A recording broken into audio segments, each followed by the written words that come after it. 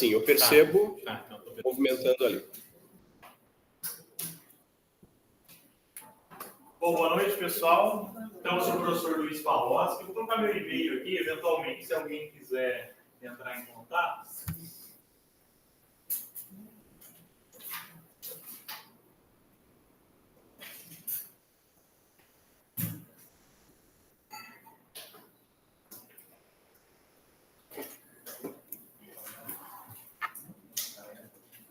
Nós temos um projeto. Primeiramente, eu vou me apresentar, né? O professor Toso falou um pouco, mas como eu nunca lecionei para vocês, eu sou formado em Ciências Econômicas, eu sou egresso da instituição, quer dizer que eu me formei aqui, né? Então, eu fiz Economia na primeira turma de Ciências Econômicas. Ironicamente, eu estou dando aula para a última turma que o curso de Economia fechou, né?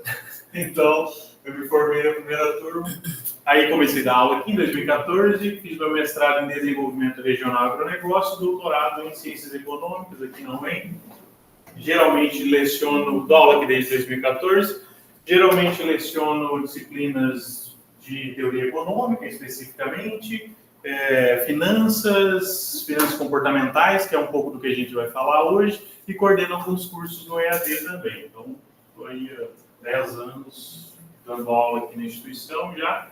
Atuo no EAD também, em outras instituições. Minha área é Economia e Finanças. Tá? Já dei aula para o curso de Direito há, sei lá, uns 4, 5 anos atrás, mas depois nunca mais peguei. Acho que hoje quem dá é o Não sei se o Gilberto. Talvez o Gilberto. É o Gilberto, que era Economia, como é que era? Não, esqueci. Era Análise Econômica do Direito. Exato. Isso. Aí acabou ficando com o professor Gilberto. É melhor ter uma visão do curso de vocês, né, do contexto econômico do curso de vocês, do que eu que tenho uma visão puramente econômica. E hoje eu estou aqui porque a gente tem um projeto na instituição que é sobre educação financeira para pessoas idosas. Tá? A gente até quer expandir esse projeto, não sei se o Gaspar havia falado com o professor Toso também está junto com a gente, né, nesse projeto. Por causa dos cursos do EAD, então eu coordeno alguns cursos do EAD, assim como o professor Toso. E daí a gente desenvolveu um projeto de extensão que é sobre educação financeira para pessoas idosas. Hoje a gente vai falar um pouquinho sobre isso, mas eu vou falar de maneira geral sobre alguns aspectos de finanças, alguns vieses. Tem uma disciplina em economias, contábeis, administração, que eu ministro, que chama Finanças Comportamentais. E daí a gente vai falar um pouquinho sobre essas finanças comportamentais, porque a gente vai ver que todo mundo acaba tendo algum problema com decisões financeiras em algum momento. Tá? E não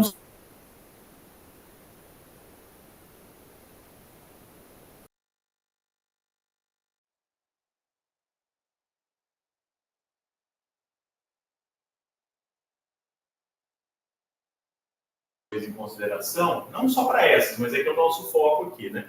Que a gente empresta, a economia empresta da psicologia alguns conceitos para que a gente consiga entender, né, por que a gente toma determinadas decisões e o que nos afeta, né? Se a gente conseguir compreender pelo menos o que nos afeta, a gente consegue, a partir disso, tomar decisões melhores. E a gente tem esse projeto de educação financeira para pessoas idosas, que a gente desenvolveu por quê? Porque existe dados estatísticos, principalmente do Serasa, que demonstra que já em 2019 a gente tinha um endividamento e, mais do que isso, um superendividamento das pessoas idosas muito alto no Brasil. Então, as pessoas idosas elas têm um nível de endividamento elevado e de 2019 a 2023 foi a faixa etária que mais elevou o endividamento. Então, a gente nota que existe uma dificuldade das pessoas com essa faixa etária em ou gerenciar as suas finanças ou algum outro problema, mas que impacta a questão financeira. E daí a gente vai identificar alguns problemas nisso. Então, você vê muito hoje empréstimo consignado e o indivíduo não sabe que ele está com empréstimo consignado. A gente teve até um caso, né, relativamente cômico aí do senhor que foi levado à agência sem vida, né? E tá essa discussão aí se estava sem vida, se não estava. Então, se acontece isso nesse nível, né, o que não acontece em outros níveis. Eu já conheci casos de pessoas que não sabiam efetivamente que tinham empréstimo no nome, era consignado, ou seja, descontar diretamente da aposentadoria, a pessoa não sabia por que a aposentadoria dela estava vindo mais menor. O que aconteceu? Ele estava reclamando do governo. O governo diminuiu a aposentadoria? Não, a pessoa não sabia que ela estava. E aí a gente foi ver, eram os próprios familiares que tinham feito o empréstimo. E a pessoa não sabia. Então, esse é um tipo de caso. E daí você tem outros casos, que é a maior propensão a pessoas com maior idade a cair em golpes, por exemplo, né, a serem enganados por pessoas se passando por familiares, pedindo dinheiro emprestado e assim por diante. Então a gente resolveu desenvolver esse projeto para que os alunos, é um projeto de extensão, tá? Então, sendo um projeto de extensão, a gente quer que os alunos eles interajam com a sociedade. Esse é o objetivo de qualquer projeto de extensão. Ele ser dialógico, que a gente chama. É o aluno aprender junto com a comunidade e a comunidade também aprender com a intervenção do aluno. Então, o objetivo é esse, no EAD, da gente conseguir identificar o perfil de consumo dessa população, que tem uma faixa etária mais avançada, qual é o perfil de consumo, onde ela gasta o dinheiro dela, se ela tem noção de controle dos seus gastos, se ela tem noção do tamanho dos gastos dela frente ao quanto ela recebe, se ela tem outro nível, outra fonte de renda, se ela é aposentada, por exemplo, que é um problema que a gente vai ter é identificar se a pessoa ela tem aposentadoria efetivamente, se ela tem uma renda que é fixa, digamos assim, né, que é recorrente, ou se ela eventualmente tem que fazer alguma outra atividade. Ou então para complementação, né, porque se a pessoa recebe uma aposentadoria e ela é o principal provedor da família, um salário mínimo não vai cobrir essas despesas e ela provavelmente vai ter que complementar. E a gente vê nesse perfil de população, enfim, você andar na rua, você vai ver senhoras e senhores recolhendo latinha, materiais recicláveis, e geralmente vão ser pessoas com uma faixa etária mais avançada. Enfim, esse é um projeto. Futuramente, em parceria com a professora Priscila, a gente vai expandir isso para os alunos aqui do presencial, né, de direito, para que vocês contribuam também, porque existe um componente jurídico nesse processo, né, da pessoa saber negociar suas dívidas, conseguir negociar, identificar se está ou não sendo tratado de maneira adequada no seu contrato de financiamento, de empréstimo, que seja, enfim, tem todo um componente legal envolvido, que daí não é o papel dos nossos alunos, que é da gestão, né? O nosso é identificar essas despesas, estruturar, ver uma melhor forma da pessoa conseguir sair daquele endividamento. Óbvio, a gente fala de endividamento porque esse é o maior problema, né? Mas existe um outro problema também, que é menos problema, mas é um problema, que é onde eu coloco meu dinheiro, né, se está sobrando. Então, se está faltando dinheiro, é um problemaço, beleza. Esse é o pior dos problemas, está faltando dinheiro. Agora, se está sobrando dinheiro e eu estou colocando ele em alternativas de investimento que não são adequadas, também é um problema. E às vezes acontece. Então, pode ser que eu tenha lá dinheiro, tenho tanto de dinheiro e ele está parado numa conta corrente. Não está rendendo absolutamente nada, por exemplo. Quer dizer que eu estou perdendo dinheiro, então. Se eu tenho dinheiro na poupança, eu estou perdendo dinheiro. E, sei lá, poupança. Se bem que hoje estou ganhando um pouquinho, vai. Eu não tenho imposto de renda, mas rendendo 6,5% ao ano, a inflação dos últimos 12 meses, pelo menos, deu abaixo de 4%. Mas mesmo assim, eu estou ganhando 2%. Então, eu poderia estar ganhando muito mais em outros investimentos de nível de risco menor ou igual. Então, também é um problema. Se eu tenho dinheiro sobrando, onde eu aplico esse dinheiro? Eu tenho que olhar para uma infinidade de coisas, não é simplesmente eu falar, não, aplique em tal lugar. Eu tenho que entender qual é o perfil, por exemplo, de investidor dessa pessoa, e assim por diante. Qual é o nível de disponibilidade que ela precisa daqueles recursos, se ela vai precisar, né, ela corre o risco de precisar daquele dinheiro, tem que construir inicialmente uma reserva de emergência, né? E no primeiro passo é construir essa reserva de emergência, assim por diante. Mas hoje, daí, então, avançando nesse tema, mostrar que todos nós temos algum problema. Eu notei que alguns vieses, para eu lembrar, que a gente tem alguns problemas de tomada de decisão quando a gente realiza as nossas decisões de consumo, de poupança e de investimento. Né? Primeira coisa é, quando a gente toma a decisão de consumo, a gente automaticamente toma a decisão de poupança, porque uma coisa acaba implicando diretamente outra, correto? Se eu tomo minha decisão, se eu tenho uma renda X e eu tomei a decisão de consumir 100% da minha renda, tomar a decisão, entenda como às vezes é necessário, mas tomei a decisão de consumir 100% da minha renda, quer dizer que eu estou tomando a decisão automaticamente de não poupar nada, correto? Se eu estou consumindo 100% da minha renda, eu não estou poupando nada.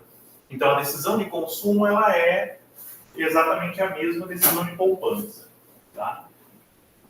O ideal seria eu decidir inicialmente quanto eu vou poupar, o restante eu gastaria. Esse seria o ideal. Mas eu sou meio crítico a algumas abordagens de educação financeira, porque elas não encaram a realidade, sobretudo a realidade brasileira. A gente estava falando agora há pouco de pessoas idosas, por exemplo, sobrevivendo com um salário mínimo, que não sobrevive, tem que recorrer a alternativas de renda. E daí eu me deparo muitas vezes com projetos lá de educação financeira e falo assim, sei lá, você tem um esquema 50, 30, 20, já ouviram falar disso?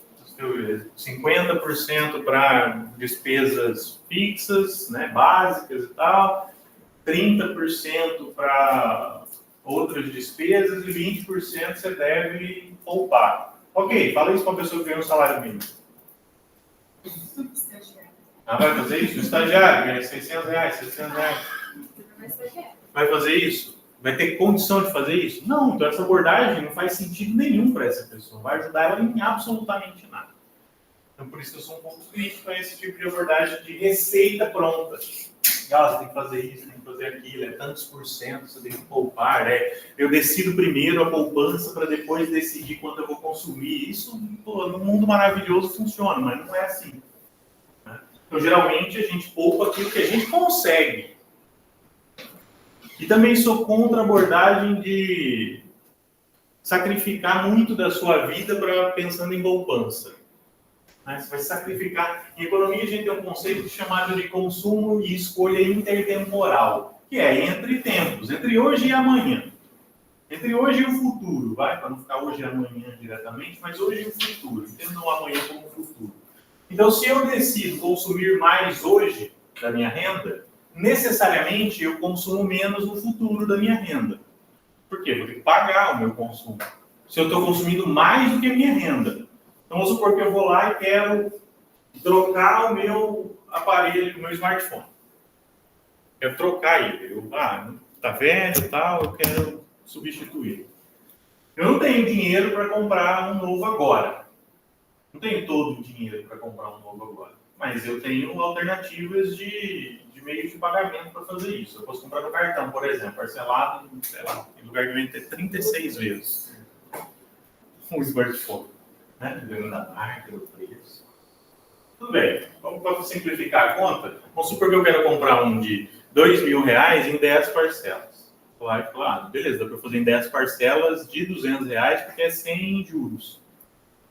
O juros está ali dentro já, mas tudo bem.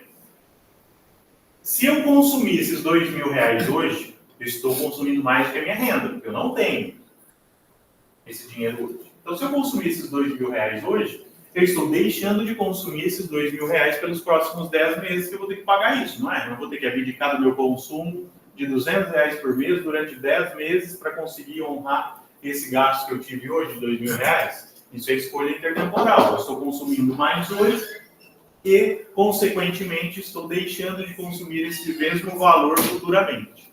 Tá? O contrário é verdadeiro. Se eu consumo menos do que a minha renda hoje, isso que a gente está fazendo uma conta básica aqui. Já a gente insere uma problemática. Se eu consumo menos do que a minha renda hoje, futuramente eu vou ter mais do que a minha renda para consumir. Então, ao invés de eu pagar a conta do meu consumo de R$2.000 hoje, eu pegasse esses R$200 e simplesmente poupasse, eu teria esses R$2.000 para consumir no futuro, por exemplo. Eu aumentaria, expandiria a minha capacidade de consumo. Só que daí entra um componente na conta que torna tudo um pouquinho mais complexo. E ele pode ser um incentivo ou um custo, que é a taxa de juros. Então, a taxa de juros entra nessa conta. Por quê? Se eu pegar esses R$200 por mês e aplicar em algum investimento, eu vou, além dos R$2.000, eu vou ter guardado no final de 10 meses, eu vou ter ainda mais o quê? O rendimento disso. Então, eu consigo expandir. R$1 que eu gasto, que eu guardo hoje, vale R$1 mais a taxa de juros no futuro.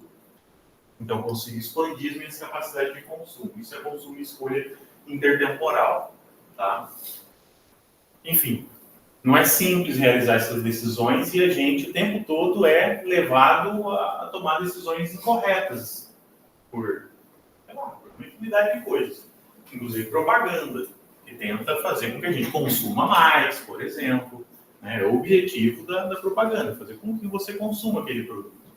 E daí a gente vai ter os vieses, né? Alguns dos vieses que eu anotei aqui, por exemplo.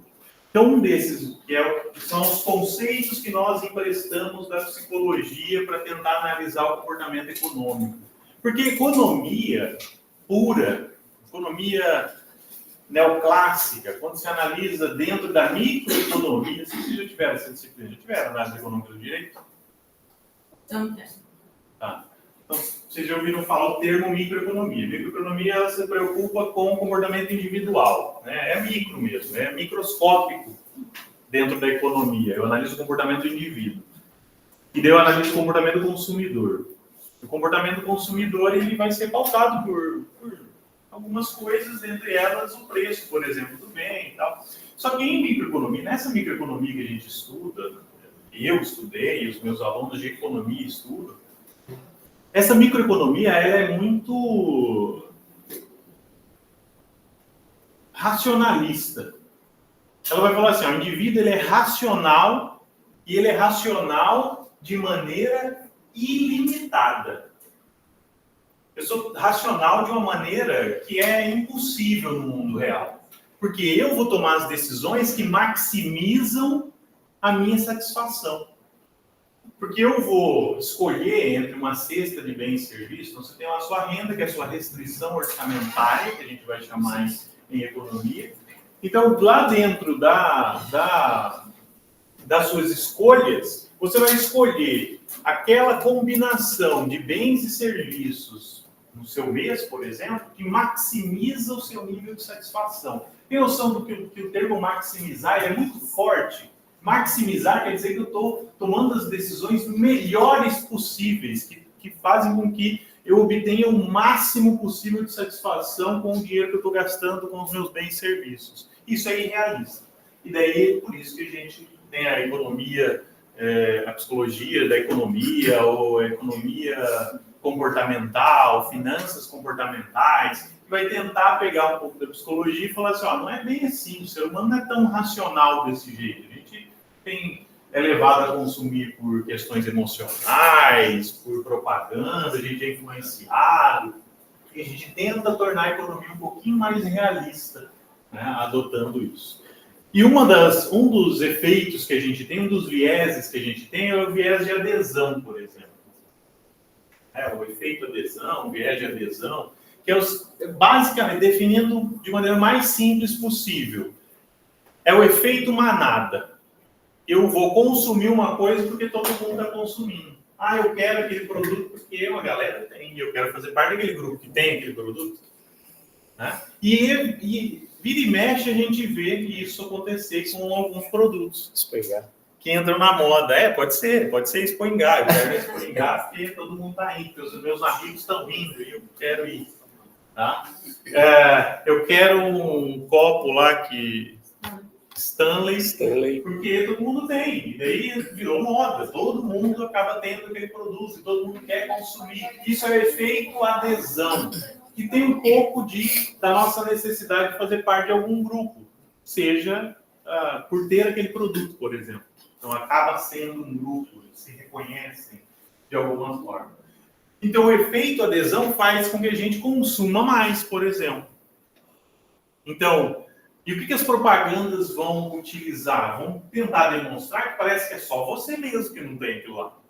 E todo mundo tem já.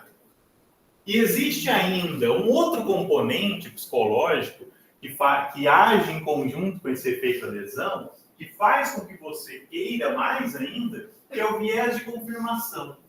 Viés de confirmação é quando a gente só presta atenção naquilo que confirma que a gente já acredita.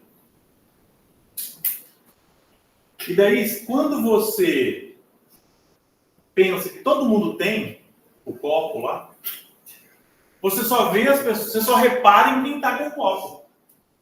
Você só enxerga aquele copo. É parecido quando você quer comprar um carro, uma moto, alguma coisa. Você só vê aquele modelo, parece que... Qual o carro que eu quero comprar? Visão seletiva. Você tem um processo ali que a gente seleciona aquilo. Por quê? Porque a gente já quer basicamente aquilo. Mesmo que seja instintivo, não é de propósito. Esse é o problema. Mas você é influenciado por aquilo. Então, o efeito adesão vai agir no sentido de reduzir a sua capacidade de poupança. Vai fazer você consumir mais. Vai tentar fazer com que você consuma mais. Não é que tenta como se fosse intencional, né, o efeito adesão. É óbvio que as marcas, elas utilizam isso para tentar moldar o seu comportamento. Mas o comportamento é seu. O importante é você saber desse seu comportamento. Tanto é que, às vezes, você já compraram alguma coisa, que você estava com tanta vontade de comprar aquela coisa, estava animado e se esforçou para comprar aquilo. Você comprou aquilo e uma semana depois você cagou o negócio que você comprou. Você deixa de lado, não está mais nem aí. Então, talvez não fosse melhor ter deixado passar essa vontade. Né? É aquilo. Eu sou contra também as alternativas aí de controle de gastos que fazem com que a pessoa abdique de tudo da vida para guardar dinheiro. Não é isso que eu estou falando. Pelo menos gaste, então, com aquilo que vai te trazer um nível de satisfação duradouro, legal. Que vai valer a pena. E não um produto que depois você vai largar e não vai usar mais. Não vai valer a pena o gasto que você teve. Porque uma coisa que eu ressalto para os meus alunos de economia vocês já assistiram aquele filme, um filme antigo já, chama O Preço do Amanhã, que as pessoas têm um contador regressivo no braço, que é o tempo de vida delas, e a moeda é tempo. É isso. A gente é isso. Só não é escancarado em termos de tempo de vida. Mas você vende horas do seu dia, da sua vida, para trocar por dinheiro, para trocar por coisas. Então, você está trocando horas da sua vida por coisas. Tá? Isso em economia a gente chama de custo de oportunidade. Então, eu tenho um custo de oportunidade, o professor Toso tem um custo de oportunidade, vocês têm um custo de oportunidade por estarem aqui nesse momento, estudando, por exemplo, investindo. Investimento não é um gasto. Então, pensa o seguinte, quando você for gastar para comprar alguma coisa, pensa, será que isso aqui vale essas horas da minha vida que eu estou dedicando para comprar isso? Então, calcula lá quantas horas você gasta do seu dia para conseguir aquele montante em dinheiro que você vai comprar com aquela coisa. Vale a pena? Eu trabalhei tantas horas da minha vida para adquirir esse produto. Vale a pena? É uma boa reflexão. Não, é para tomar decisões melhores. Tá? Então, faça essa reflexão. Tá? Não é para deixar de consumir tudo, nossa, só vou guardar dinheiro. Também não vale a pena. Também não vale a pena chegar depois, no final da vida, com um monte de dinheiro e não puder aproveitar. Então, aproveite, mas analise se vale a pena. Você pode gastar a mesma quantidade, só com uma coisa que vale mais a pena. Tá? Então, pensem no viés de adesão, ou seja, efeito manada. Eu vou entrar um pouquinho aqui, mas o efeito manada ele também funciona muito nas tomadas de decisão de investimento. É por isso que os mercados, às vezes, a gente ouve falar no mercado, na bolsa de valores, a empresa lá começou a subir determinado preço de uma ação, daí subiu 60%, 50%, então começa a cair, caiu 90% do preço da ação. Por quê? Muito disso é efeito manada. O mercado ele entra em desespero mesmo. Em alguns casos, quando começa a cair, por exemplo, ele cai indefinidamente, cai e vai embora. Porque é efeito manada. E algo que impulsiona esse efeito manada é hoje a atuação de algoritmos para transação. Né? Então, eles identificam a tendência de queda, eles vão vendendo e vai embora. Hoje a gente tem mecanismos que tentam barrar isso, mas ainda assim é importante a gente ter isso em mente. Outro efeito é o efeito halo. O efeito halo ele tem dois componentes.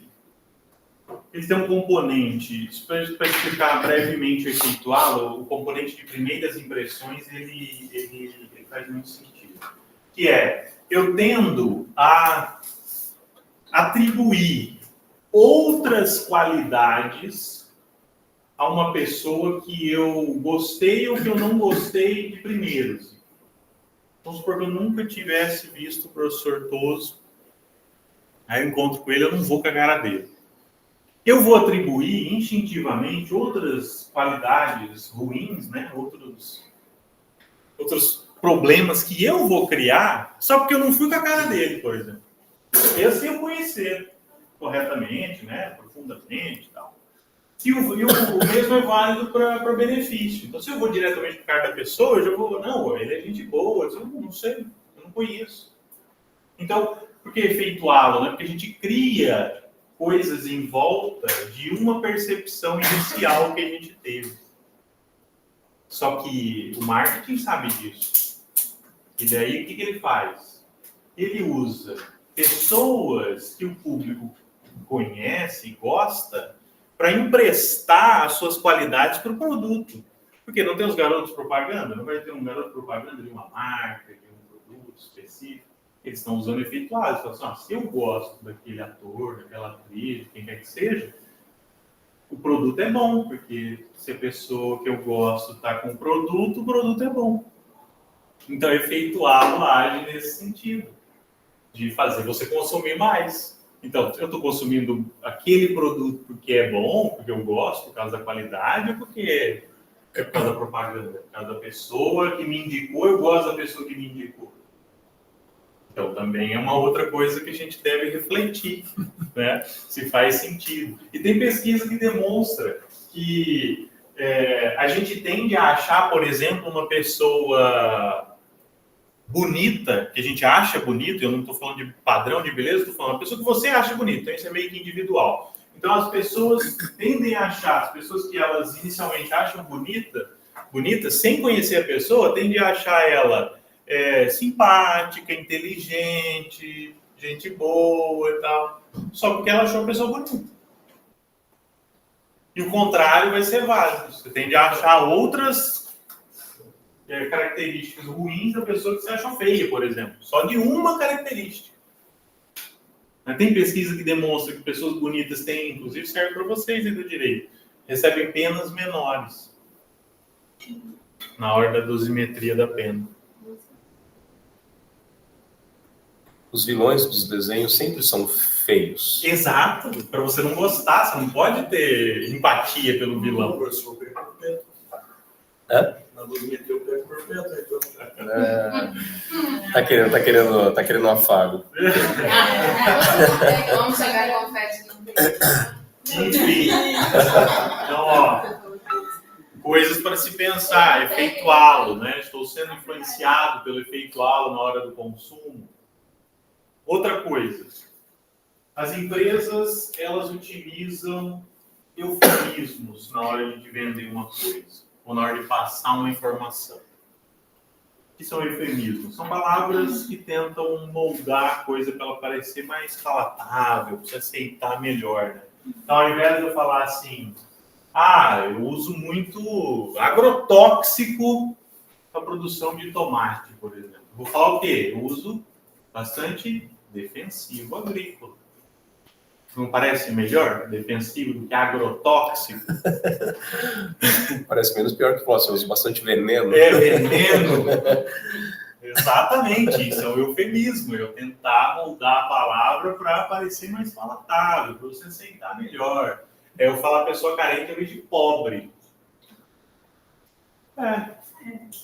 Exato.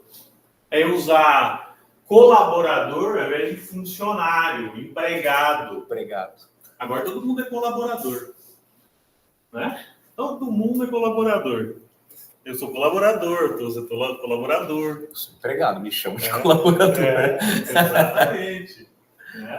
Então são eufemismos. E as empresas vão fazer isso com produtos, com serviços, com efeitos adversos, com coisas que você não quer saber do produto. Eles vão moldar aquele tipo de linguagem para que você aceite com maior facilidade. Deletei o vídeo sem querer. Tô brincando. Eu sou um excelente colaborador. Eu sou um excelente colaborador. Depois me dá uma editada aqui. Exato. Isso é uma família. Maravilhoso. Eufemismo. Exato. Eufemismo. Nós somos a família. Maravilhoso. Um pedaço do frango. Então as empresas usam de eufemismos, né, para a gente. Como é que é? Não é nem carente, usa pessoas humildes, né? Fala, não, eu vim de uma família humilde. Não, eu vim de uma família pobre, não humilde. Minha família não é nem como é que fala? É pobre e nem é humilde. Oi? A gente fala hipossuficiente no direito. É um eufemismo legal. maravilhoso. Hipossuficiência econômica. Legal, exato. Então, Não é declaração de pobreza. Dói. Porque antigamente era declaração de pobreza. Como é que eu faço a pessoa assinar um negócio desse sem ela se sentir tão mal? Declaração de hipossuficiência econômica. Dói menos. É um eufemismo. É normal. O que mais? Viés do ponto cego. Viés do ponto cego é maravilhoso, que é a gente achar que a gente é imparcial. A gente acha que os nossos julgamentos eles são imparciais. Né? Tanto é que existe uma máxima, né, que para qualquer acontecimento existem 3 versões. A de quem fez, a de quem sofreu e a verdadeira. Porque cada um vai ter uma versão. Ainda vai ter as do que assistir, do lado, do outro. Vai ter uma infinidade, né? Não tem nem 3, são mais do que 3 essas versões. Porque a gente acha que a gente é imparcial. Quando a gente julga, quando a gente toma uma decisão, inclusive, a gente está achando que a gente é imparcial. Porque a gente não está sendo influenciado por nada. Só que a gente está sendo influenciado o tempo todo. A gente foi influenciado em nossa vivência, a nossa educação, dentro de casa, fora de casa, o lugar que a gente vive, onde a gente cresceu, o tipo de amizade que a gente teve. Tudo isso influenciou as nossas decisões que a gente tomou hoje. Então, nossas decisões não são imparciais. A gente está sendo influenciado. Saber que a gente está sendo influenciado é um ponto importante. Baseado nisso, então podemos dizer que o juiz ele não é imparcial. Não, jamais. Tanto é que a gente tem decisões distintas, né? E eu me incomodo, né, demais com isso no direito, porque, enfim, eu não vou entrar no mérito da questão, mas me incomoda, porque eu sou mais objetivo, né? Na economia a gente tende a ter um pouquinho mais de objetividade, dados, embora também haja divergência, né? O ciência social não tem como não ter divergência. Mas eu me incomodo muito quando eu tenho uma decisão, por exemplo, lá em primeira instância de um jeito e a de segunda é totalmente oposta. Eu falo, mas o que está acontecendo? Né? Por quê, né? O cara errou tão... Exato. O que errou tanto assim? O que está certo nisso? Então, mas sim, não tem como ser imparcial. Não sou imparcial em nada. Ninguém é imparcial em nada. Não tem como. Você pode tentar diminuir isso com mecanismos que vão tentar, como que eu posso dizer, minimizar mesmo. Eu tenho, então, aspectos que vão balizar a minha decisão. Então, o direito, obviamente, tem isso. Aí você tem toda a legislação, jurisprudência, o que quer que seja, que vai balizar as decisões. A ideia do devido processo legal é você tentar colocar essas balizas na questão da parcialidade que faz parte. Exatamente. A ideia. É reconhecido, não tem como ser imparcial. Senão você queria. Senão o direito era matemática, né? Qualquer. Você tinha lá, tanto mais tanto é tanto. Fez isso mais isso, é isso sua pena. Ou está culpado, ou não é, e assim por diante. Só que quando eu dou aula de estatística, eu falo que direito é estatística, porque em estatística a gente tem erro do tipo 1 e erro do tipo 2. O que é erro do tipo 1 e erro do tipo 2? Às vezes eu tenho uma hipótese, e daí eu não quero, por exemplo, correr o risco de aceitar uma hipótese, aceitar entre aspas, mas para facilitar aqui a linguagem. Eu não quero correr o risco de aceitar uma hipótese que é falsa. Só que eu também não quero correr o risco de rejeitar uma hipótese que é verdadeira. Então, às vezes, quando eu estou analisando dados, eu vou comparar alguns dados e eu vou falar assim, essa média aqui, tem uma chance dessa média ser zero, dessa média que eu tirei aqui ser zero, esse número não significa nada. Tem uma chance disso acontecer. E daí eu faço um teste de hipóteses. Só que daí eu tenho que tomar cuidado para eu não ser tão rigoroso de rejeitar uma hipótese que é verdadeira. Só que eu não posso também ser tão brando de aceitar uma hipótese que pode ser falsa. E no direito a gente tem isso, porque quando a gente tem lá um indúbio pro réu, o que é? Eu não quero correr o risco de cometer um dos erros, que é eu condenar alguém que é inocente.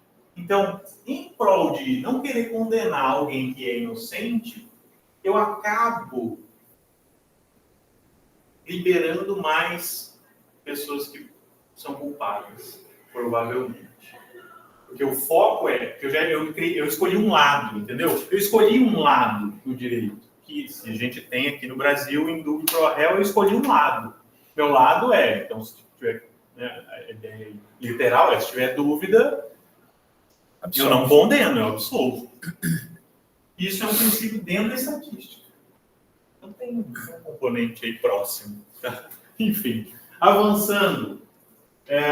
Viés ponto cego, que a gente achar que a gente é imparcial, então a gente não é. Tomar cuidado com isso. Viés do status quo. O viés do status quo aí a gente entra na seara do direito, né? Gosta de um latim? Gosta de um termo em latim.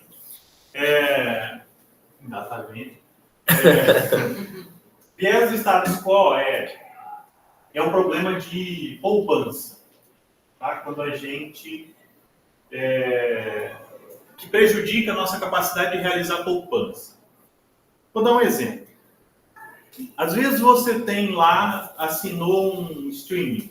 Todo mundo assina streaming hoje, um monte de streaming e tal. Aí às vezes chega um novo lá e tem um período de teste, não tem? Assina aí 30 dias, uma semana, sei lá. Depois você pode cancelar. Se 30 dias você não quiser mais, você cancela. Você cancela? Por que eles fazem isso? Porque eles estão apostando no seu viés do status quo. Que já está lá no cartão, eu tenho que entrar lá. Você só vai perceber a hora que vier primeiro. Só vai lembrar de cancelar a hora que vier primeiro. Mesmo que eles falem, não, a gente manda e-mail. Ele mandou o e-mail, você ignorou da caixa de e-mail. Porque você não lembrava mais daquilo. E daí você vai deixando. E aquilo vai sendo debitado do seu cartão, da sua conta.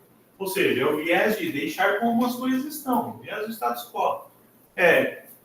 Entende que exige um esforço você, sei lá, entrar no site ou ligar. Ninguém liga mais hoje para cancelar nada. Mas entrar no site, se cadastrar, fazer o cancelamento. Entende que isso é uma barreira para essa tomada de decisão? E as empresas apostam nisso. Essas empresas vão apostar nisso. Por isso que ela te dá o tempo de teste. Não é porque ela quer que você prove para ver se você gosta ou não. Não, é porque ela sabe que se você cadastrar seu cartão lá, você vai esquecer. E a chance disso acontecer é grande. Óbvio, vai ter uma galera que vai anotar lá no caderno para não esquecer. Tal dia vence, eu tenho que entrar para cancelar. Mas vão ter quantos que não vão fazer isso? Que vão deixar debitando? E nem usa às vezes. Se você usa, ótimo. A gente volta para o começo da minha fala. Se você usa, você satisfaz uma necessidade, um desejo, se gera satisfação, ótimo. Agora, se você não usa, é perda. A gente tem necessidades, desejos e perda, que não serve para nada. Necessidade, beleza, todo mundo precisa atender suas necessidades básicas, então eu tenho necessidade de alimentação, de moradia, de vestuário e assim por diante. Tá? Eu tenho, sei lá, necessidade de atividade física, de uma infinidade de coisas que a gente tem as nossas necessidades. Só que algumas coisas que a gente acha que é necessidade é desejo. Então, por exemplo, pagar academia, a necessidade é desejo. É desejo, não é necessidade. Necessidade é fazer atividade física, não precisa ser na academia. Você tem opções. Né? Tá vendo? Como às vezes não é necessidade, é desejo. Tá? Então, a gente tem que ponderar isso também. Só que, mas mesmo assim, um desejo, você tem a satisfação. Você recebe algo em troca. Você paga a academia, você vai ter os equipamentos melhores, você vai ter um acompanhamento, você vai ter... Ainda assim, você tem um retorno. Perda, você não tem nada de retorno. Então, se você assina o streaming, não acessa, não assiste, não tem tempo, não usa aquilo, é perda. Você não está recebendo nada de volta. Então, se torna uma perda. E você não... Para que eu vou perder dinheiro? Poderia usar para outra coisa, inclusive que gera satisfação. Correto? Então, elas apostam nesse viés do status quo. Outra coisa é cesta bancária, lá, cesta de serviços bancários. É outra coisa que é viés do status quo. Às vezes você não usa aquela conta e eles estão debitando lá o valor de manutenção da conta e você está deixando. Daí no final do ano deu, sei lá, quanto. Nem sei quanto que está, porque eu faço questão de eliminar os valores de cesta se não tem benefício. Né? Então, prestem atenção naquilo que vocês estão pagando, que vocês não estão nem vendo, estão deixando rolar. E para um dia para tentar evitar aquilo. Falácia do planejamento. Falácia do planejamento tem a ver com a nossa ideia errada de que tudo que a gente planejou vai dar certo. Porque a gente fala, né? Quando a gente está trabalhando com pessoas endividadas, por exemplo, e eu vou analisar o endividamento, a gente vai fazer um planejamento. Eu falo assim, você tem que fazer o controle dos seus gastos, anotar por um período X, fazer uma planilha de acompanhamento, colocar o seu rendimento, os seus gastos, né, em média, quanto você vai gastar. Então, eu faço isso. Para mim é fácil falar para uma pessoa assim, quando eu faço, eu pratico isso. No começo de cada ano, eu elaboro minha planilha de gastos para o próximo ano inteiro. No começo daquele ano, eu faço para aquele ano inteiro já. Eu não sei quanto eu vou gastar de combustível exatamente, mas eu sei em média, quanto eu vou gastar. Não sei quanto eu vou gastar em alimentação exatamente, mas eu sei em média quanto que eu gastei no último ano. Então eu já projeto isso. Eu coloco uma elevaçãozinha, pode ser que subam os preços, tal, então eu vou considerar, e eu faço meu planejamento para o ano inteiro. Só que vai dar certo esse planejamento só porque eu planejei vai dar certo? Não vai. Esse é o viés de planejamento, é achar que as coisas vão dar certo só porque eu coloquei no papel, eu planejei. Não, pode perguntar para qualquer empresário, para qualquer coisa. Isso. Planeja, a chance de dar errado é bem grande. Então vai acontecer alguma coisa, vai quebrar meu carro no meio do ano, por exemplo, e daí? Não planejei, vai fugir do meu orçamento. É por isso que eu tenho que ter outras coisas além do planejamento. Que é, a partir do planejamento, eu começo a controlar os meus gastos, eu começo a guardar uma quantidade de dinheiro. A primeira coisa que eu construo é uma reserva de emergência para esses casos. Eu vou ficar doente, por exemplo. Não sei se eu vou ficar doente, se eu precisar comprar remédio, se eu precisar ir ao hospital, não sei. Se eu precisar. Eu tenho que considerar, eu tenho que tirar esse dinheiro de algum lugar. Então, para eu não me endividar, por exemplo, quando eu precisar, eu tenho que recorrer a um fundo de emergência. Se eu falo em planejamento, por exemplo, eu gostaria de saber, por exemplo, plano de saúde. Às vezes você paga ele não usa. Sim. Você paga isso. O ideal seria você usar de alguma forma, né? Mas eu sofro desse problema também. Eu pago o plano de saúde e eu uso raramente. Né? Eu vou no oftalmo com uma certa frequência, mas é meio que só. E eventualmente fui para o socorro para algum problema que eu estava passando. Mas ainda assim, é válido se você tem condições daquele gasto. Porque alguns gastos de saúde são extraordinários, né? São muito altos. Então, dependendo, ainda assim vale a pena. Se você tem condições de pagar o seu plano de saúde, pague. Se puder usar mais, use. Vai fazer um check-up, vai acompanhar com mais frequência a sua saúde. Assim, você evita até outras coisas, né? Sim. O ideal é não precisar mesmo, né? Exato. Então usa de outras formas, né? Vai num nutricionista, por exemplo, vai num acompanhamento, outro tipo de acompanhamento, para você ter uma vida mais saudável, não precise usar como medida de... Né? É preventivo, não precisa ser corretivo. Por isso que as mulheres vivem mais, os homens vivem menos. As mulheres têm uma cultura Tem essa atenção maior de cuidado, de prevenção maior. O homem só vai quando já, né, tá inchado, tá sangrando, tá para fora, enfim. Aí também O osso tá esse falando. valor você deixaria com mais. Pode ser, exatamente. Pode ser. Porque, beleza, a gente tem o SUS, mas alguns atendimentos, meu amigo, você vai dar trabalho. Você vai ter que ficar mais tempo lá esperando, e assim por diante.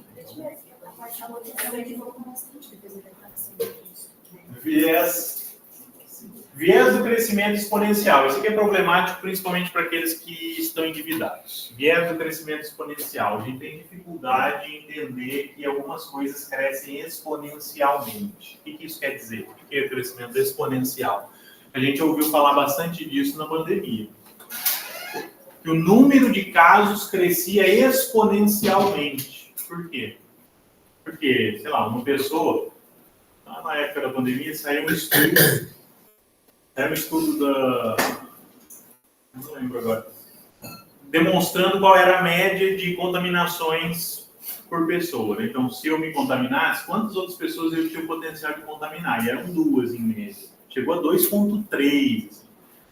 Como é uma média, né? Tudo bem ser 2,3. Mas então quer dizer que se eu estou contaminado e eu contamino 2 pessoas, essas pessoas contaminam mais 2 e essas... Entendeu? O crescimento é bem rápido. Então, um crescimento exponencial, ele acelera em algum ponto, a partir de um ponto. Porque quando a gente, graficamente, demonstrando isso, a gente tem um crescimento linear, aritmético, é assim, retinho, bonitinho. Um crescimento exponencial, ele é assim. Isso é um crescimento exponencial. Ele vai crescer muito mais rápido em um período muito menor. Isso acontece com o quê? Com dívida. Agora tem uma limitação, né? Então tá aí, não sei como é que tá, mas tem uma mudança de limitação para ser no máximo não sei quantos % de juros ao ano. Então tem uma tentativa de barrar um pouco esse crescimento exponencial do endividamento. Mas é por isso que é fácil você ver algumas pessoas que, sei lá, não paguei a fatura do cartão de R$2.000 e agora estou devendo 15 milhões. Por quê? Porque é isso, crescimento exponencial dos juros. Os juros vão crescer exponencialmente e isso vai elevar o seu endividamento. Então, existem tentativas de mudança disso, mas é bom que a gente saiba que o crescimento exponencial é isso aí, da dívida, mas do dinheiro também, do nosso dinheiro que está guardado, também cresce exponencialmente. Alguns investimentos são de crescimento exponencial. Eu coloco o dinheiro lá, gerou, sei lá, coloquei R$1.000, gerou R$10 no primeiro mês. O próximo mês, aí eu tenho R$1.010, né, para o segundo mês. Próximo mês eu vou ter juros sendo pagos acima dos 1.010. E daí vai gerar um pouquinho a mais, porque vai gerar juros em cima dos 10 de juros que eu já recebi. Então, vários investimentos têm essa possibilidade de você ganhar juros sobre juros, juros compostos.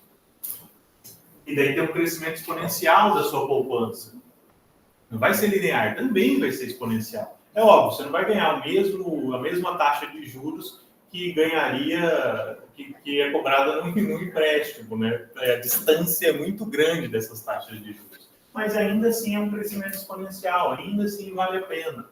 Eu tenho nessa disciplina mesmo, quando eu dou aula lá com a galera de gestão, eu tenho uma planilha que eu monto lá. Vamos fazer um plano de aposentadoria. Vamos lá, vamos começar guardando R$100 por mês. Então eu vou guardar R$100 por mês por tantos anos. Aí a gente vai vendo quantos por cento vai sendo de aporte, de quanto você junta mesmo de dinheiro, e quantos por cento você vai ganhando de juros só. No final, você está ganhando mais de juros do que de dinheiro que você colocou, por causa do crescimento exponencial. Então a gente tem que ter em mente que a nossa dívida cresce exponencialmente, mas a nossa poupança também cresce exponencialmente. Então vale a pena. E daí, para fechar, eu vou usar a aula toda, né? Falei que não ia usar, foi praticamente a aula toda. Um exemplo, que a gente vai discutir um pouquinho aqui sobre aversão à perda, e eu vou passar um exemplo que eu quero só que vocês tomem essa decisão. Não precisa nem falar alto, só guardem para vocês e anotem aí, que daí a gente vai discutir um pouquinho em cima disso. Eu vou ter 2 cenários. E eu quero que vocês tomem uma decisão. Eu vou ter um cenário 1, em que eu tenho a opção A de um ganho certo de R$10.000.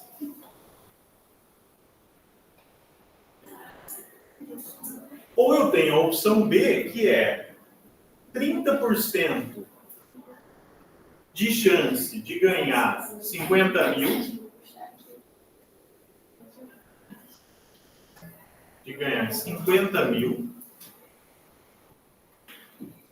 ou 70% de chance de não ganhar nada. Ganhar 0. Esse é o primeiro cenário. Então você escolhe.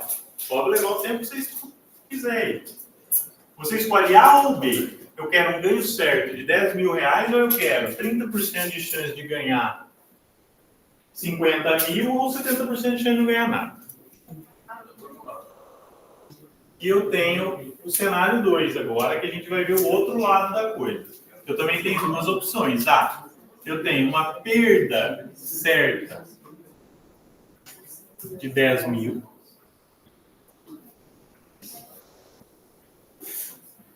Ou 70% de chance de perder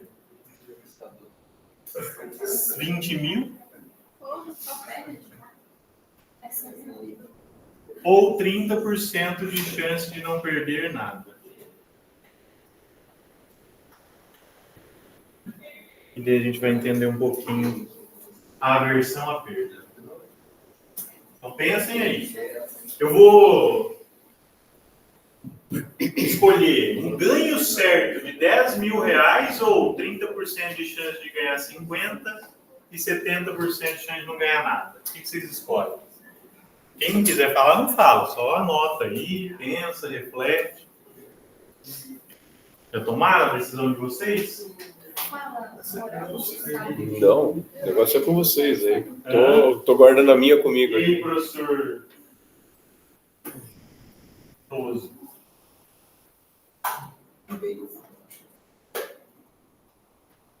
Não existe certo, tá? É só uma dúvida mesmo. Não existe certo e errado aqui. Melhor opção é as 2B. 2B? Pode ser, ué. Às vezes, você tem 4 opções, correto? Ou eu escolho A e A. Então, eu ganho certo de 10 mil e perda certa de 10 mil. Pode ser uma escolha. Ou eu escolho B e B.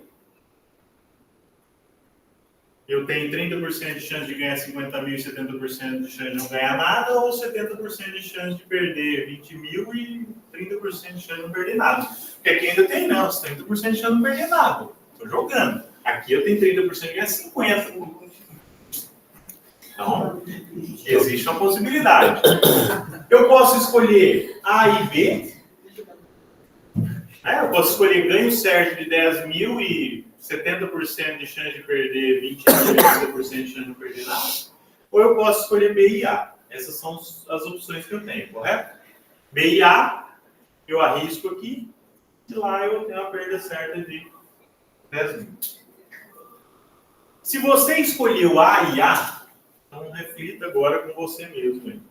Se você fez a escolha das 2 As, então eu quero um ganho certo de 10 mil ou uma perda certa de 10 mil. Você tem perfil conservador de investimento. Você só vai naquilo que é certo. Tanto para ganhar como para perder, eu só vou naquilo que é certo. Então eu prefiro saber exatamente quando eu estou ganhando e quanto eu estou ganhando, e eu prefiro ter certeza de quanto eu vou perder. Porque, beleza, eu tenho 30% de chance de não perder nada, mas eu tenho 70% de chance de perder 20%. Pô, 70% é muita chance. Então eu vou eu sou conservador. Por isso que eu falei, não é certo ou errado, é o seu perfil. É o seu perfil. Então, perfil conservador. Se você escolheu B e B, você é jogador.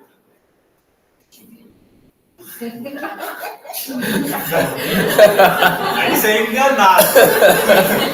Porque você não sabe as chances. Perde tudo e perde tudo. Exato, você não sabe as chances. Aqui você sabe as chances. Então, ok, se você sabe as chances, você vai no risco. Eu estou indo no risco para ganhar ou no risco para perder.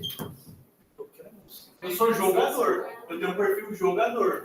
Eu arrisco mesmo na hora de realizar os meus investimentos. Tanto para o ganho como para a perda. Está errado? Não, é o seu perfil. Pode ser que você tenha escolhido. Excelente. Vamos pular isso aqui. Se você escolheu B e A, já a gente volta nisso. Se você escolheu B e A, você é ponderado. Porque você fala assim, eu vou arriscar na hora de ganhar, mas na hora de perder eu quero ter certeza a quanto eu estou disposto a perder. Eu arrisco no ganho, mas para perder eu quero ter certeza que é só 10 mil. Não quero ter o risco de perder 20. Então isso aqui é racional. B e A é racional. Agora, se eu escolho A e B, aí é irracional. Aí é irracional. Tá errado? Não, é só seu perfil. Só que você precisa mudar ele. Só que você precisa procurar ajuda. Precisa procurar ajuda. Por quê? Tá vendo que eu tô arriscando na hora de ganhar? Desculpa, eu tô indo no certo na hora de ganhar, mas eu tô arriscando na hora de perder? E daí, se eu tenho esperança matemática, tá? Estatística isso aqui, esperança matemática. Ganho certo de 10 mil é 100% 10 mil. Correto? Certo. Agora, 70% de 20 mil vai dar quanto? 14 mil. Perdendo mais que isso. Tá perdendo mais do que ganhando. Entendeu? Não está errado, mas procura ajuda. Exato, não tá errado, mas você tem que refletir um pouco mais aí sobre esse seu perfil. Porque senão, você vai tomar decisões de investimento erradas. É gastar mais do que Salário. Salário. Por que a gente faz isso? E alguns podem ter dado isso aqui, tá? Não tem problema. Alguns podem ter dado isso aqui, ok? Tá tudo certo. Só reflita um pouquinho mais. Às vezes o nosso dia a dia é isso. Por quê? A gente tem uma coisa chamada aversão à perda. Isso quer dizer que a gente sente mais as perdas do que fica satisfeito com os ganhos. A gente fica mais triste quando a gente perde do que feliz quando a gente ganha. Isso é aversão à perda. Quer dizer que se você ganhar 100 reais, você vai ficar feliz. Só que se você perder 100 reais, você vai ficar mais triste do que comparado com a felicidade de ganhar os 100.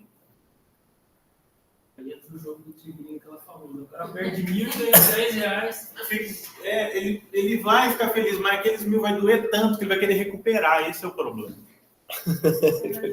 Aqueles 1.000, ou nem que seja 1.000. Vamos supor que a pessoa entrou nisso e daí a pessoa jogou e ganhou 100 reais. Vamos supor que ela ganhou 100 reais. Aí ela tenta a segunda vez e perde 10 dos 100 que ela já tinha ganhado, ou seja, está 90 positivo. A chance dela quebrar tentando recuperar os 10 é maior. Porque dela ganhar dinheiro.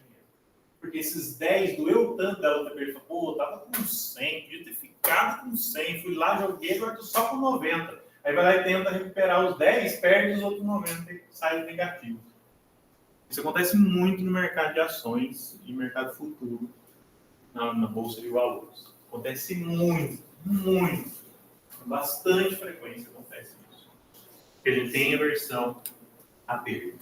E por que a gente tem aversão? Por causa dessa aversão à perda, a gente se apega a algumas coisas.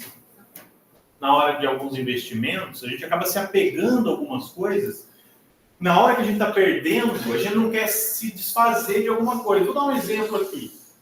Eu fui lá e comprei ações de uma empresa. Daí a gente está falando de investimentos um pouquinho mais arriscados, mais, né, que exigem um pouquinho mais de conhecimento. Vai falar, eu comprei ações de uma empresa. E as ações dessa empresa começaram a cair. O que eu faço? Eu vendo? Eu vendo enquanto ainda perdi pouco? Isso é ideal. É aqui, ó, eu estabeleci um stop. Eu falo assim, não, perda certa de tanto que eu posso ter nessa operação. Só que o que muita gente faz? Fala, não, vai subir. Não, deixa cair mais um pouquinho que vai subir. Não, vai subir. Vai cair 20%. Não, caiu 20% já, acho que vai cair mais, vai subir. Aí cai 50%. Na hora que você vê, já caiu 90%. Você não saiu. Daí agora... Porque você se apega com medo de perder. Porque você fala assim, enquanto eu não vendi ainda, não perdi ainda. Né? Tem a chance de voltar. Eu tenho esperança de que volte. Daí a gente entra no problema filosófico da esperança, né, professor? Vocês já ouviram a mitologia da Caixa de Pandora? Então, você tem um problema filosófico, né? Da esperança ser o pior dos males, porque prolonga o sofrimento.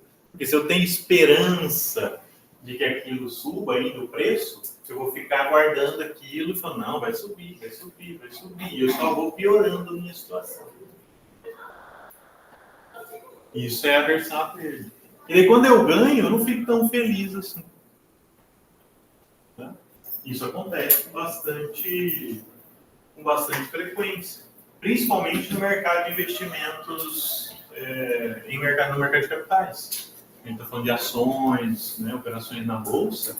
Isso acontece com muita frequência. As pessoas vão ganhar uma determinada quantidade, mas se elas perderem, às vezes, daquilo que ela ganhou, ela acaba se perdendo no processo e acaba piorando a sua situação final. Porque toma uma decisão, fica tentando recuperar aquilo que perdeu. Muita gente, eu já vi muita gente quebrar, de verdade. Tentando recuperar uma perda que era pequena. Aí vai lá e acaba fazendo outra operação, perde mais. Aí fala, não, agora eu preciso recuperar os 2 que eu perdi. Aí vai lá e acaba com o dinheiro que estava na conta. Eu sei que eu dei curso de investimento em bolsa. A gente vê isso acontecendo. Mesmo às vezes no simulado, né? Não é dinheiro de verdade. Aí no simulado a pessoa faz essas coisas e fala, olha, acho que não é para você isso aqui. Acho que é bom você estudar um pouquinho mais, verificar o seu perfil de risco e tomar outro tipo de decisão. Por quê? Todo mundo aqui vai investir em bolsa de valores? Não é o perfil da pessoa. E tudo bem, tudo certo. Não precisa. Mas tem que tomar cuidado na hora de tomar suas decisões de investimento. Para eu não ir com os outros, né? Não ter efeito manada. Estou falando assim, vou comprar ações só porque meu amigo falou que comprou ações. Vou comprar fundos imobiliários, porque um amigo meu falou que comprou e deu certo. Às vezes dá certo, mas... Tem um economista, não vou me lembrar o nome agora, que falou assim, quando o meu dentista pergunta se tá bom para comprar ações daquela empresa, está na hora de eu vender. Se o meu dentista que não sabe nada disso está me perguntando, é porque a informação já chegou num nível de euforia do mercado que já não é para mim, já está na hora de eu vender aquelas ações. Entendeu? E a gente teve isso em alguns momentos com Bitcoin, por exemplo, né, que tem criptomoedas. A gente teve esse problema. Que muita gente, alguns anos atrás, comprou quando estava lá, $60. Beleza, agora está passando, está batendo 60 e tal. Mas a pessoa amargou um longo período ali do Bitcoin cair para menos de $20 mil, sendo que a pessoa comprou a $60 mil. Não calculei quantos por cento essa pessoa ficou no negativo. E se ela não saiu no desespero lá embaixo? Se ela ficou, é ótimo, voltou agora. Mas ia voltar? Não sei, não dá para saber. E o custo de oportunidade? E o dinheiro que essa pessoa deixou de ganhar por esse dinheiro estar lá parado? Mesmo que voltou agora. Ele tem uma coisa chamada custo de oportunidade do capital, que é beleza, comprei Bitcoin a 60 mil há 5 anos atrás, aí caiu a 20, mas agora voltou para 70. Ok, mas depois de quantos anos? Se eu tivesse pegado esses 60 mil e colocado em outro investimento, não teria dado mais dinheiro? Eu perdi dinheiro. Eu ganhei, mas depois, devido à queda do dólar, aí foi uma época que eu perdi. Entendi.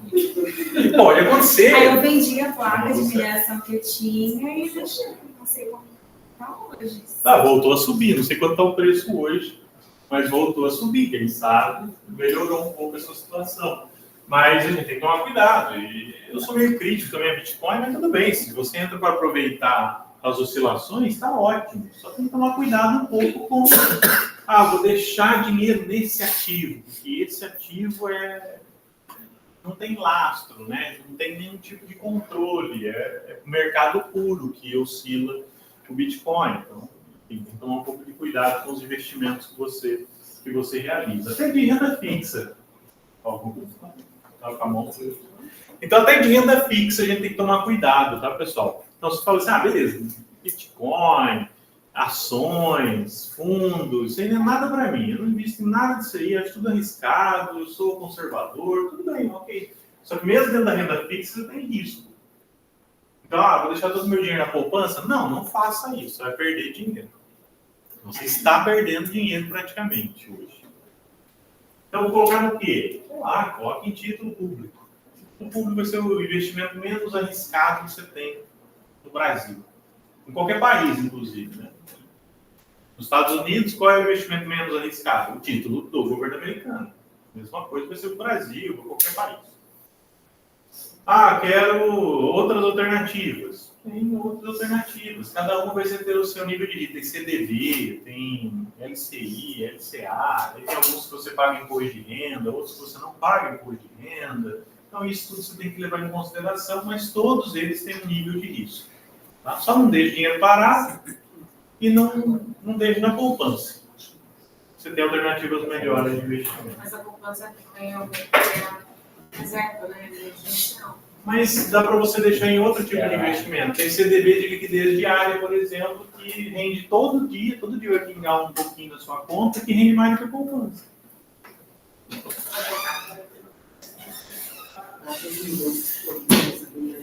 Será que agora não sei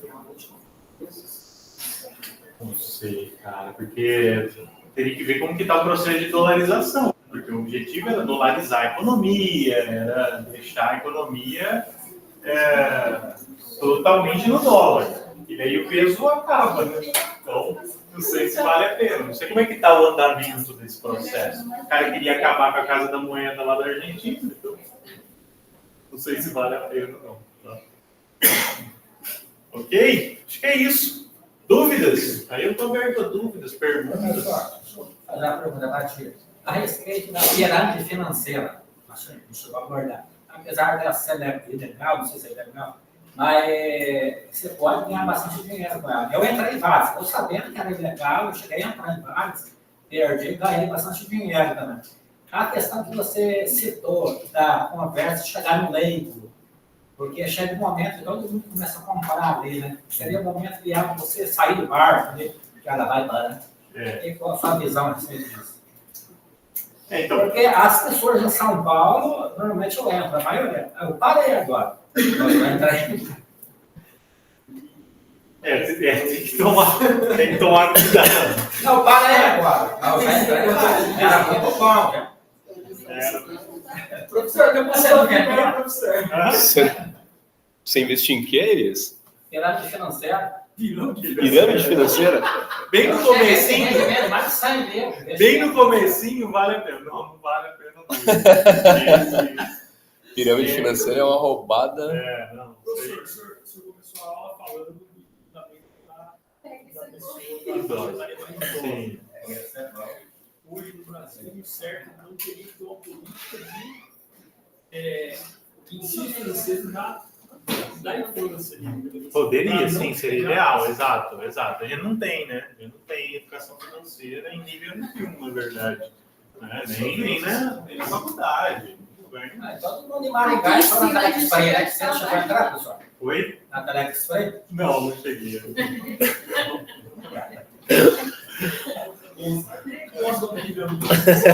Se oferecer alguma coisa, vocês já sabem, galera. Eu São Paulo, eu sou o primeiro a entrar. É isso, as histórias. É, maravilhoso. Tem que tomar cuidado. Mas a vida dele era uma pirâmide. Só que a gente tem um problema com a educação financeira, que é a forma como isso vai ser abordado. Porque tem agora os projetos de ensino médio, de, beleza, tem ali educação financeira, mas às vezes é uma coisa meio coach, assim, sabe? Meio que tentando empurrar um idealismo que não é daquele jeito.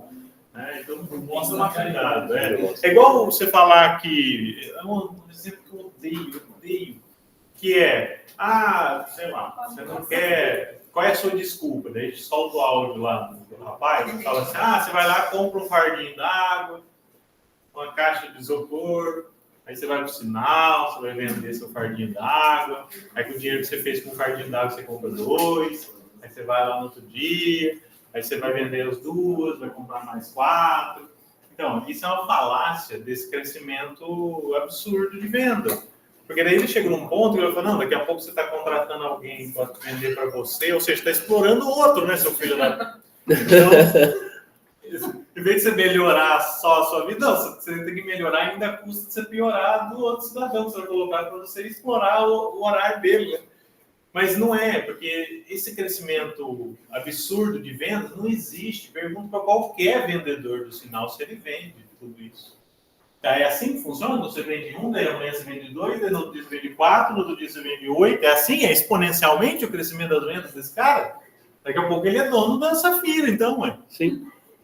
Ou seja, não é assim que funciona. Aí você pega esse tipo de exemplo, às vezes, com o ensino de educação financeira, que não é o objetivo. Ou exemplo dos 50, 30, 20 lá, que não vai funcionar também para o nível de realidade de renda como o do Brasil, não faz sentido. Então, você pega a renda média brasileira, é R$2.000 e poucos reais, a renda média, quem é assalariado no Brasil.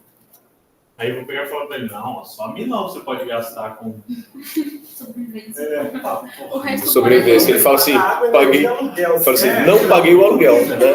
Não paguei o aluguel. Ele fala, não paguei o aluguel, já estou devendo aluguel, já. O milão, o aluguel já não fechou. Então, a gente precisa de educação financeira, mas precisa tomar cuidado com como é feita também.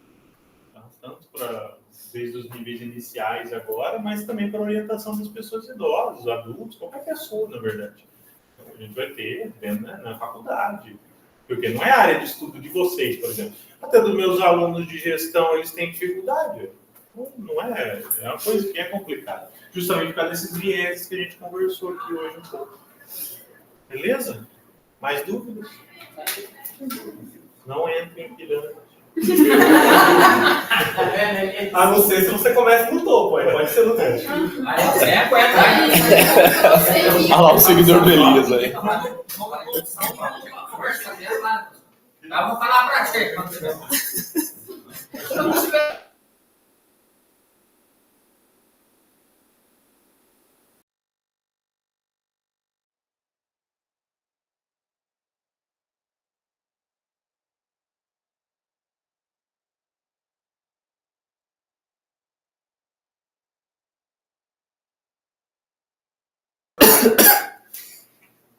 Excelente. Terminou a gravação aí? Não, terminar aqui. Eu ia usar menos, né, dos canais, Não, mas não sei toda. Então... Tá ótimo. Gerenciar parágrafos.